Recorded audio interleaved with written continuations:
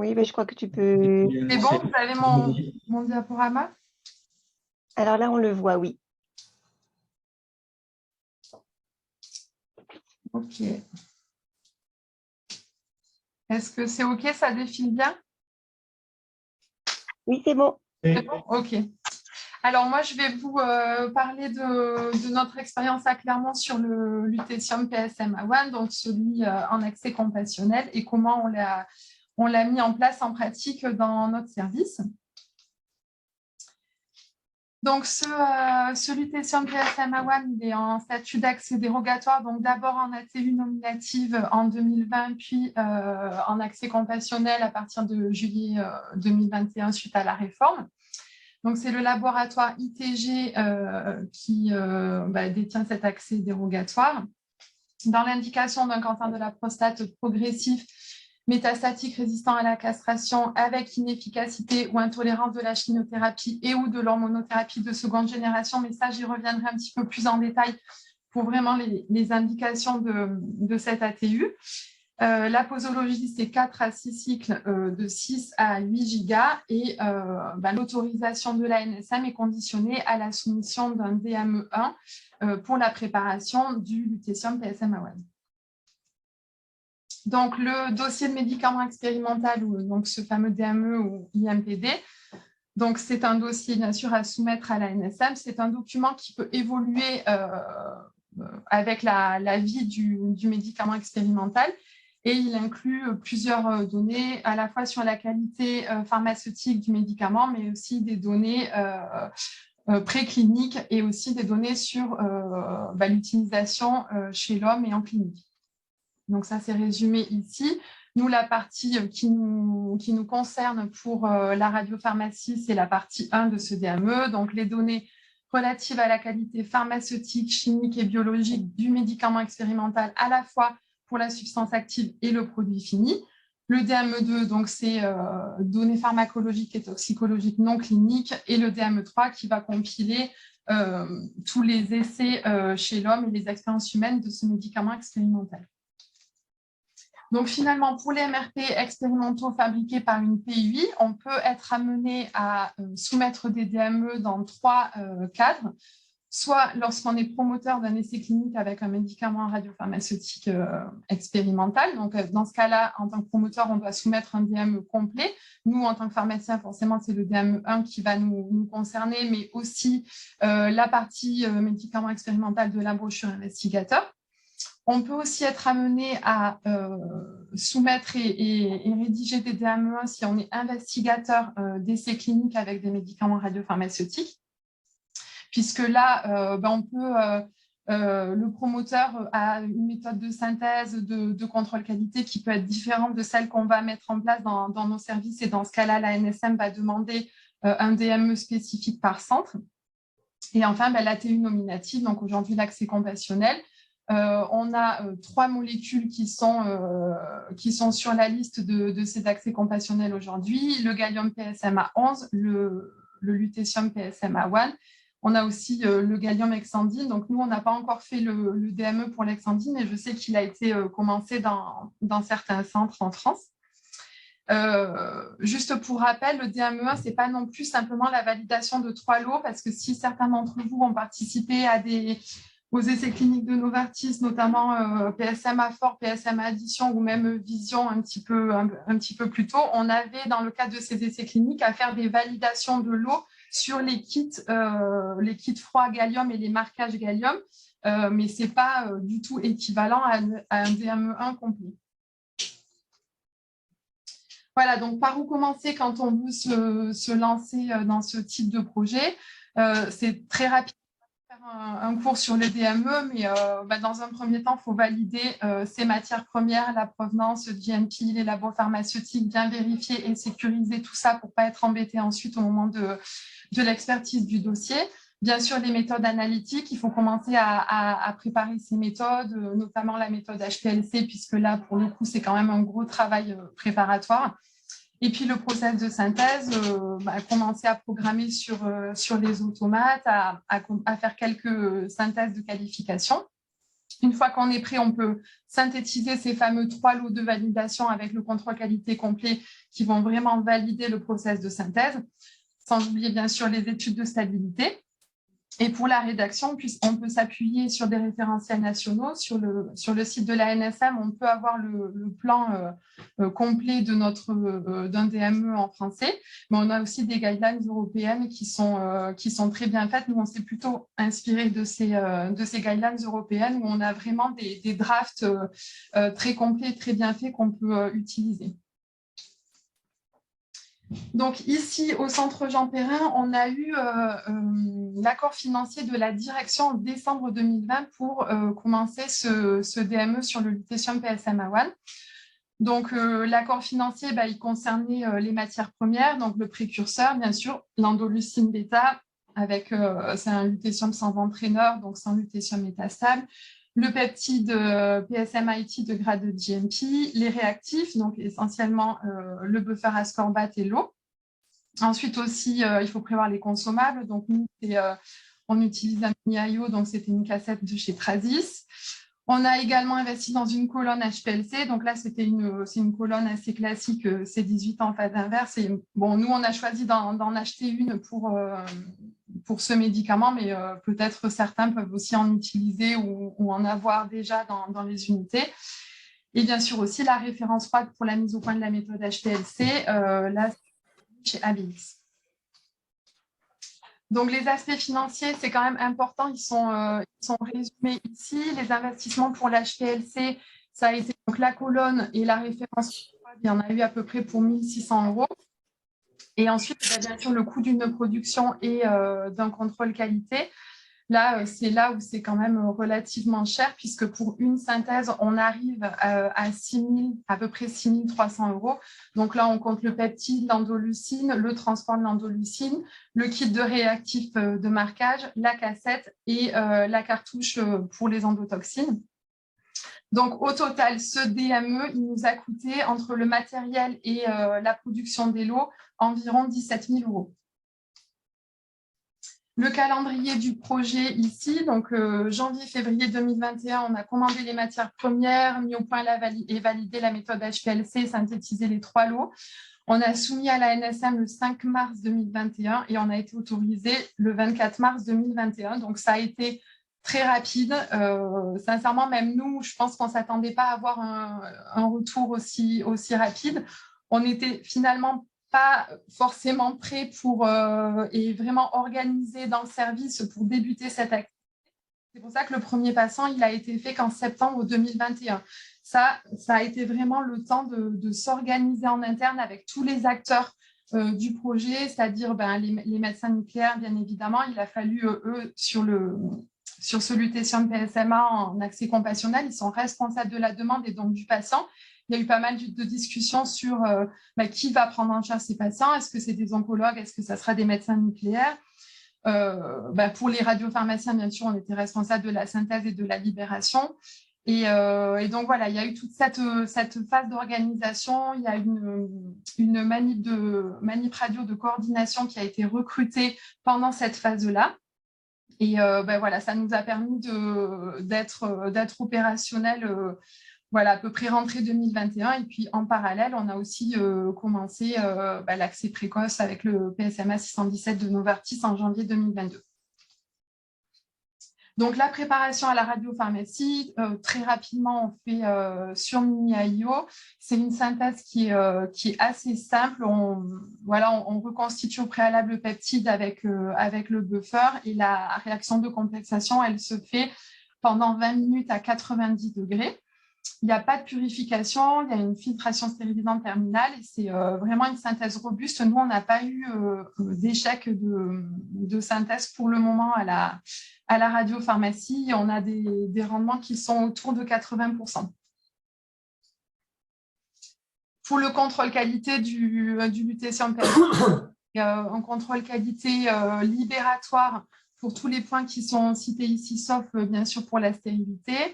Donc, bien sûr, il y a un contrôle par HPLC de la pureté radiochimique et nous, on a une méthode qui nous permet de libérer en 30 minutes. Voilà, la méthode HPLC, c'est sur 30 minutes Et on injecte un volume assez important pour avoir une co-injection et une identification en parallèle avec l'UV sur notre méthode.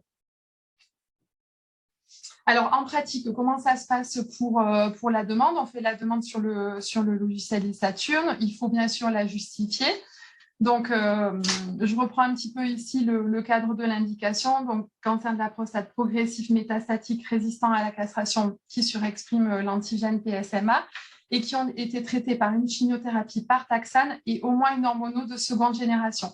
Là, nous, ce qui nous a toujours été demandé par la NSM, c'est que dans le compte-rendu de la RCP soit toujours mentionné le sans alternative thérapeutique, qui voulait dire en fait un échec de 2 lignes de taxane plus de 2 hormonothérapies de nouvelle génération. Donc, bien sûr, il y a aussi le cas où le patient peut être intolérant au taxane, et donc à ce moment-là, c'était pas forcément 2 lignes de taxane, mais en tout cas, le sans alternative thérapeutique devait vraiment être mentionné. Donc, cette demande sur eSaturn, elle est assez lourde aussi parce qu'il faut qu'on mette aussi le compte-rendu du gallium PSMA 11, le compte-rendu de la choline, plus ou moins de la scintillose et du scanner, ça c'est vraiment pour les lésions hépatiques, et aussi du FDG pour vérifier qu'il n'y ait pas de dyscordance avec le TEP PSMA. Et on met aussi pas mal de bilans biologiques. Donc là, c'est nous, c'est les radiopharmaciens ici qui s'occupent de compiler tout ça et de faire cette demande sur eSaturn. Pour la production en pratique, on fonctionne toujours en binôme, donc soit 2 radiopharmaciens, soit un radiopharmacien avec un PPH.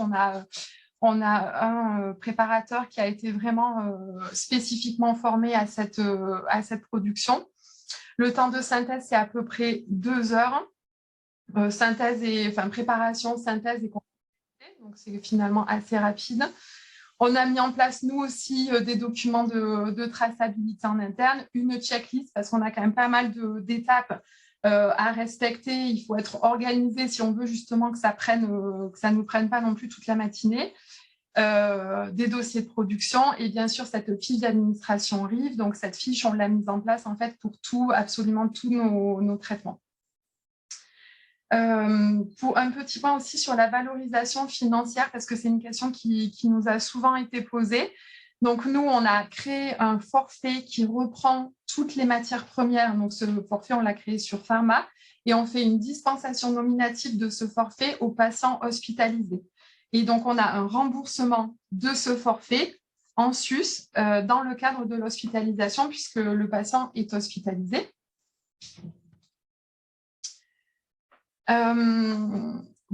Oui, juste un point sur l'hospitalisation, parce que je crois que j'ai vu passer une question tout à l'heure à ce sujet. Nous, les patients, ils ne sont pas forcément hospitalisés. C'est soit de l'ambulatoire, soit de l'hospitalisation pour les patients qui viennent de loin. Donc, en gros, pour les patients qui font plus de 2 heures de route, on les hospitalise. Aussi pour les patients qui ont des douleurs osseuses et qui sont un peu difficiles à gérer, on préfère les garder, les hospitaliser pour pouvoir gérer ça dans le service.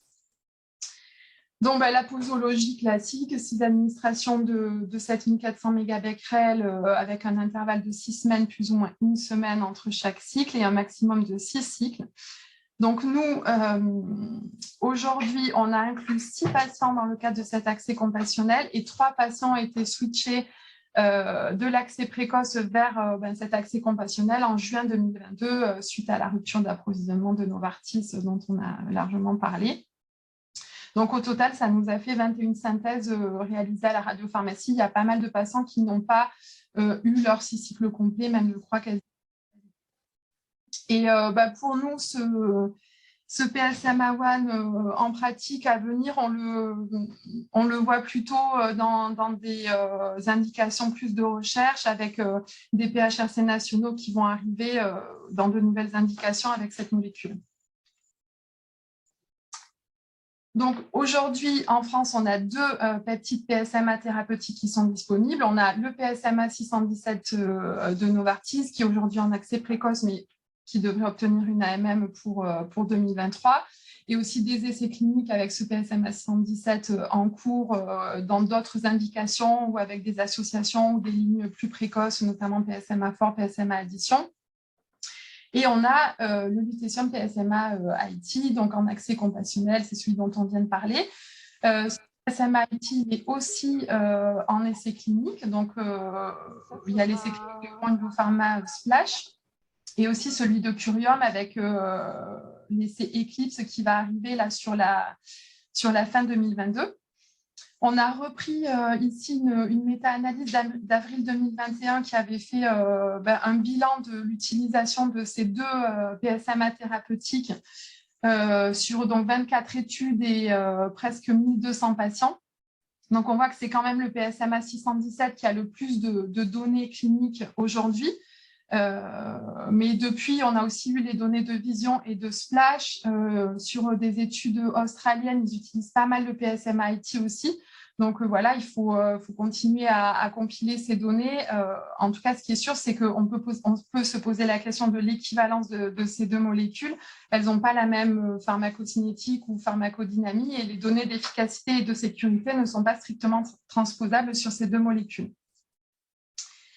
Et pour terminer, cette diapo, elle a été faite par Charles Merlin, qui est le médecin nucléaire chef de département ici. Et donc, c'était sur les 12 derniers mois ici au centre Jean Perrin, on a fait 131 traitements, dont 60% dans le cadre de recherche clinique. Et en fait, sur les 6 derniers mois, c'est 105 traitements. Donc, c'est vraiment pour montrer que ça va très vite. Cette activité, elle est vraiment en plein essor.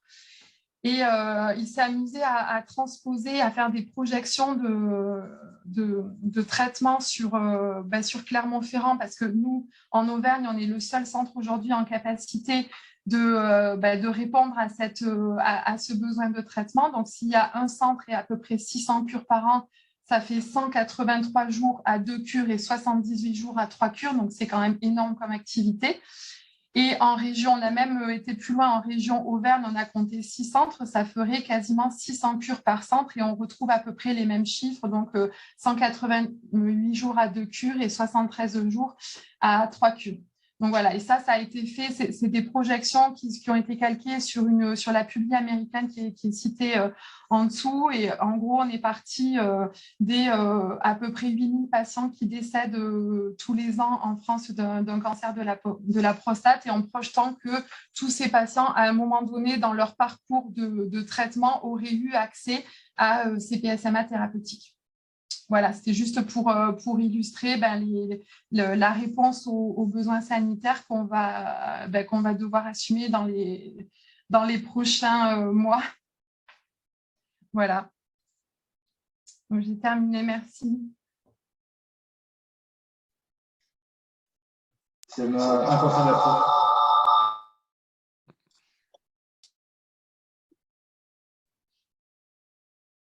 Merci Sophie. Je ne sais pas si Bérangère, tu souhaites prendre la main ou parce que du coup, a priori, Nicolas a des problèmes avec son micro. Oui, pas de souci. Eh ben, merci beaucoup à toutes pour ces présentations. J'ai vu quelques questions dans le chat, je vais les reprendre. Pour Claire, je ne sais pas si tu as vu, il y avait la question de la contamination des peaux vides. Oui, des peaux vides. De PSMA lutécié. Non, on vérifie pas vraiment, ils redescendent, on les mesure, on les met au déchet, on n'a jamais vraiment regardé la contamination. Claire, je te conseille fortement de regarder les contaminations sur les cols des flacons de PSMA, ils sont tous contaminés. Ah, avant, tu veux dire avant injection? Ouais. Ouais. C'est vrai qu'on n'a jamais fait de frottis avant de mesurer. Ouais. D'accord, bah écoute, merci, on va regarder. Et moi, j'avais remonté cette info-là, c'est pareil pour le Lutathera. Hein. Oui, je sais que Marie-Dominique, elle l'avait vu pour le Lutathera. Ouais. Et c'est systématique, donc ça vient de leur fabrication. Ouais. Voilà. Ils sont tous contaminés au niveau des cols des flacons et même parfois au niveau des septas. D'accord. Eh bien, écoute, on va vérifier ça. Merci de l'info. Pour Claire également, il y avait une question sur la gestion des déchets radioactifs par GERA. Oui, alors oui, Gera gère les déchets, mais quand on a eu Gera, on gérait déjà tellement bien avec nos fichiers Excel. Ça fonctionne tellement bien qu'on ne s'est jamais mis à le faire dans Gera. Et là, j'avoue que pour le lutécium, alors je sais pas, mais avec le fait qu'il y ait Lutaterra où il y a du métastable, tous les autres où il y en a pas, c'est quand même compliqué. Et je pense que notre fichier Excel, il fonctionne très bien. Voilà, donc on n'utilise pas Gera, mais je sais que Gera gère les déchets, oui.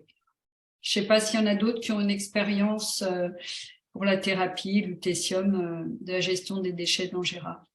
Mais moi, je peux pas en dire plus. D'accord, merci. Pour une question, je crois, pour Sophie, concernant les problématiques des références froides pour l'élaboration du DME. Alors, Je ne sais pas si tu as vu la question. non, attends, je suis en train de regarder. Problématique de la radiolyse des peptides en forte activité spécifique. Problématique des références froides, ben nous, c'est-à-dire, je ne comprends pas du coup, problématique d'appro de ces références froides ou Non, qu'est-ce que réclame l'agence? Est-ce qu'elle te réclame comme référence juste le PCMA EIT ou est-ce qu'elle te réclame le PCMA EIT marqué avec du lutécium naturel Ah oui, non non, radioactif? oui, bien sûr. C'est le lutécium IT 175. Ouais, bien sûr, il faut avec. Elle nous demande de mettre au point avec la référence, avec le lutécium natif, ouais. Et tu te le fournis où Chez cette ABX. référence? ABX. D'accord. Et ils te Ouais. le fournissent avec le lutécium? Oui, ouais. Ah oui, d'accord. Ah ouais. Ben, ça, c'est une intéressante information. Mm. Et est-ce que tu as vu est-ce que tu sais où sortent les produits de radiolyse? Non, alors non, nous on a une stab dans le DME, on a une stab à 48 heures et on n'a pas vu de produit de dégradation dans nos contrôles. Donc Chance. ouais.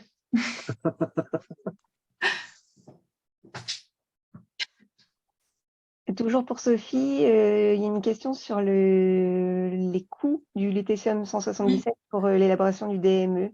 Ouais, bah, du coup, c'est ça. Nous, on paye aussi l'endolucine 500 € le giga et 1 000 € de transport. Donc ça, c'est clair que ce que je vous ai présenté là, les 17 000 €, c'est forcément pour les 3 lots de validation du DME, c'est quelque chose qui est à perte. C'est un investissement qu'on ne se fera pas rembourser. En revanche, ce forfait-là, donc, c'était à peu près 6 000 € pour toutes les matières premières pour une production.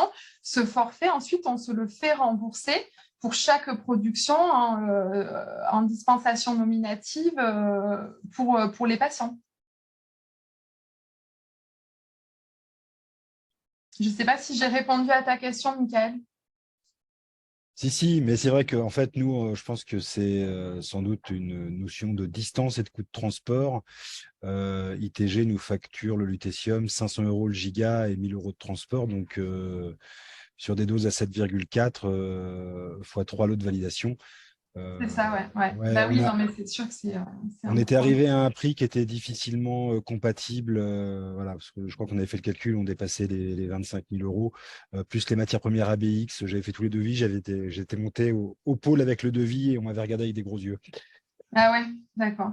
Bah après, je ne sais pas si ça peut être une piste d'argumentation chez toi, mais nous, dans le cadre de l'accès précoce Novartis, on a déjà eu 2 doses perdues parce qu'on a, en fait, on n'a pas pu les annuler assez tôt sur ICTA et finalement sur les bilans biologiques 2 jours ou voire même la veille du traitement prévu pour le patient. On se rend compte que ça a trop décliné, donc on peut pas traiter. Bah, Novartis ne nous a jamais remboursé ces doses-là. Donc, à titre de comparaison, nous, aujourd'hui, on a déjà 46 000 € de pertes nettes sur cet accès précoce. Oui, non, mais c'est clair que c'est dans tous les cas, il y a des non-remboursements. D'autant plus, on avait regardé à l'époque, alors c'était encore sous le régime des ATU, C'est vrai qu'on s'interrogeait sur le remboursement qui était ministériel, je crois, je ne sais pas si ça a changé, et qui, en fait, le problème, c'est qu'on avait différents centres avec des coûts de production qui allaient être variables suivant le coût du lutécium, en fait.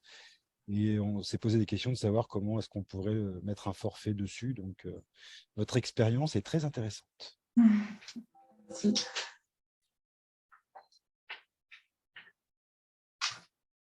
Et j'ai vu qu'il y avait aussi une question sur les activités résiduelles après injection d'Alain. Donc, Ouais, il y Elles avait- sont de quel niveau qu'est-ce qui te reste dans ton flacon et puis dans tes lignes de perfusion?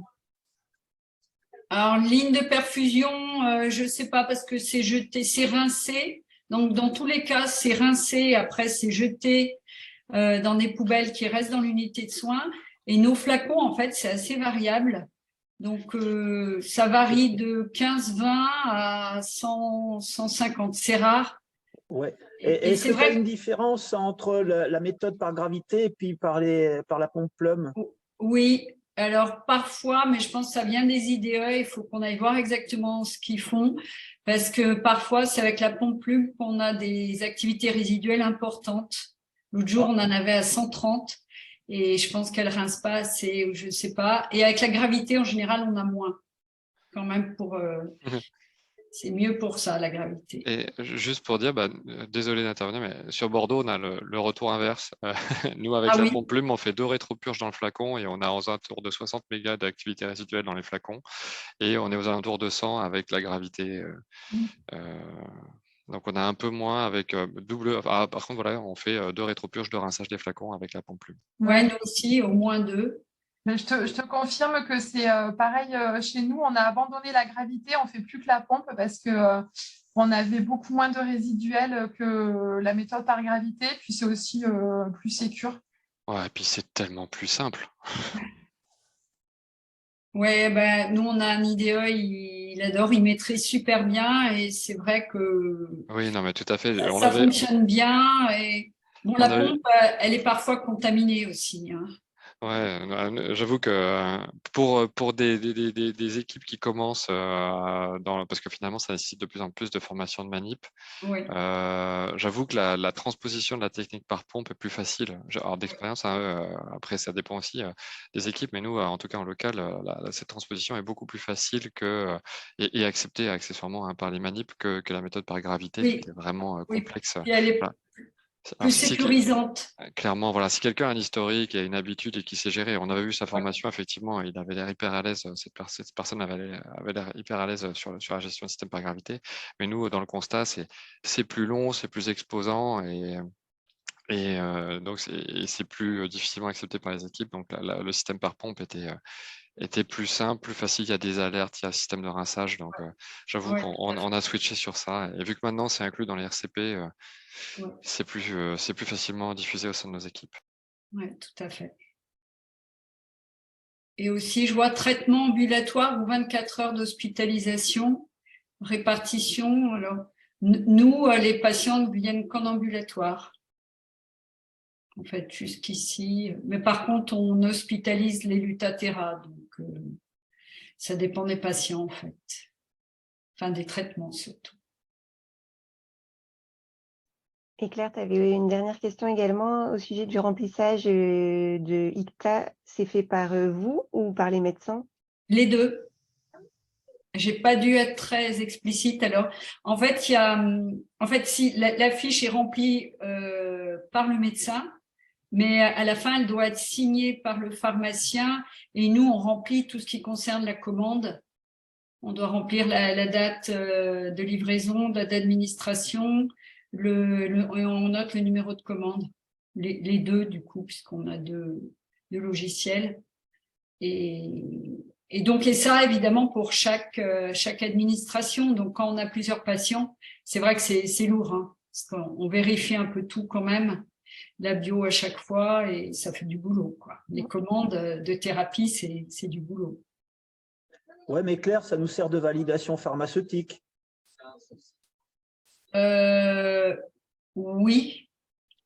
Oui, parce que on valide la bio. Mais on est obligé de le faire le jour même. C'est la validation, mais avant l'administration. Oui, je suis d'accord avec toi, mais quand même, ça nous sert d'avoir le dossier bien en tête pour faire Oui. la validation après Oui, derrière. tout à fait. Ça passe moins de temps après. Oui. Ok.